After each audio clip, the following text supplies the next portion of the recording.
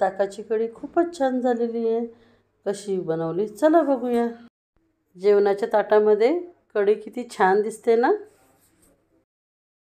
खानदेशी सुगरण चॅनलमध्ये तुमचं खूप खूप स्वागत आहे। इथं मी एक पॅन गरम करायला ठेवलेला आहे।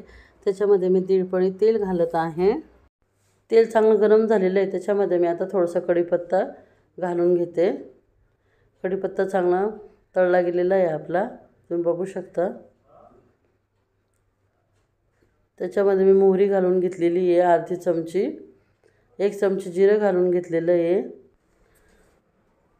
8 दाणे मी मेथीचे घेतलेले आहेत फोडणीसाठी। 5 हिरव्या मिरच्या व 8 लसूण पाकळ्या मी मिक्सरमध्ये वाटून पेस्ट करून घेतलेली आहे। सर्व मसाले आपण व्यवस्थित तेलामध्ये तळून घेऊया। तुम्हाला जेवढं तिखट लागतं त्यानुसार तुम्ही मिरची व लसूणची पेस्ट टाकू शकता। पाव चमचा आपल्याला हिंग घालायचा आहे। आता मिरच्या व लसूण आपलं तेलामध्ये व्यवस्थित तळलं गेलेलं आहे। आता आपण थोडीशी हळद घालूया अर्धी चमची कढीमध्ये व परत परतून घेऊया आपण। 1 लिटर इथं ताक घेतलेलं आहे व 3 चमचे बेसन पीठ मी पाण्यामध्ये मिक्स करून घेतलेलं आहे, तुम्ही बघू शकता। आपली मिरचीची पेस्ट व्यवस्थित तळली गेलेली आहे। आपण जे पाण्यामध्ये बेसन पीठ मिक्स केलेलं आहे ना, ते आपण ताकामध्ये टाकून घेऊया। आता ते ताक मी पॅनमध्ये ओतते व उरलेलं बेसन पिठाचं जे पाणी ते पण टाकून घेते आणि आता आपण व्यवस्थित मिक्स करूया। गॅसची फ्लेम आपण कमीच राहू देऊया, नाहीतर ओतू जाईल।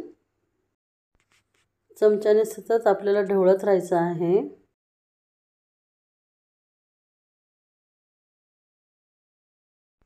आता मी 2 चमचे मीठ घालून घेते। आपण जे फोडणीमध्ये मेथीदाणे वापरले ना, त्याच्यामुळे आपली कढी कडू होणार नाही, उलट चविष्ट होईल। मी थोडीशी कोथिंबीर टाकून घेते।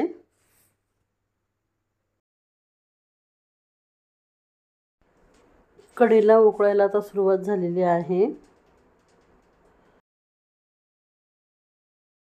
कमी गॅसवर आपण 15 मिनिटं उकळू देऊया अजून। कढीला जेवढी तुम्ही उकळवाल तेवढी ती चविष्ट होते।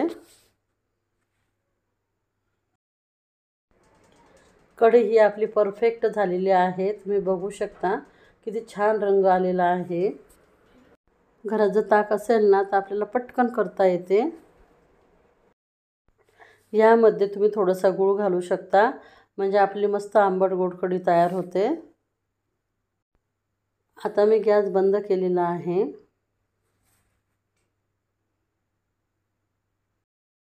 तुम्हाला जर माझ्या रेसिपी आवडत असतील तर प्लीज मला सबस्क्राईब करा, लाईक करा आणि कमेंट करा। आता कढी आपण सर्व करूया। तुम्हाला अजून कोणत्या रेसिपी बघायला आवडतील ते मला नक्की कमेंट्समध्ये सांगा। आता आपलं जेवणाचं ताट तयार आहे।